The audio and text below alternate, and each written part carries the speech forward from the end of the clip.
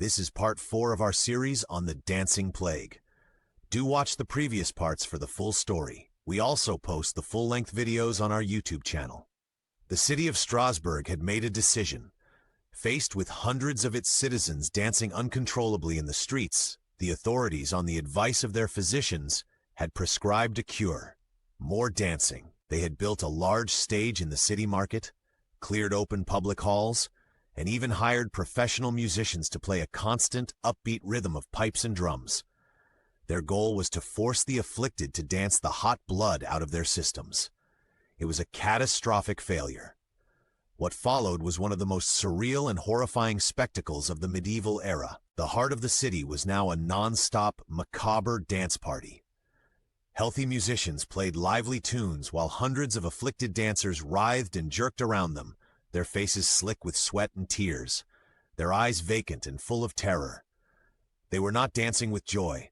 They were puppets whose strings were being pulled until they snapped. The constant, forced movement under the hot summer sun pushed their bodies past the absolute limit of human endurance.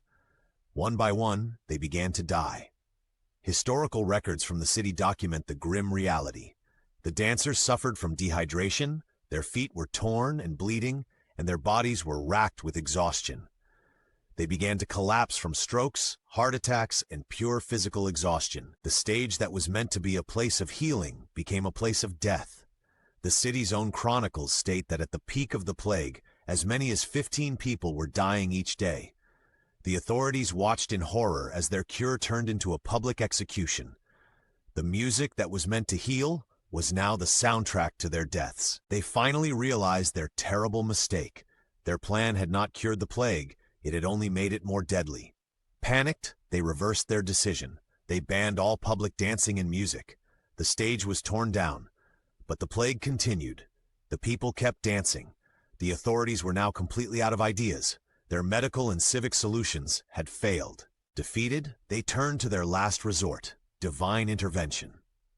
To learn about the final, desperate attempt to stop the plague and the modern theories that try to explain this unsolved mystery, follow for Part 5, and subscribe to History and Beyond.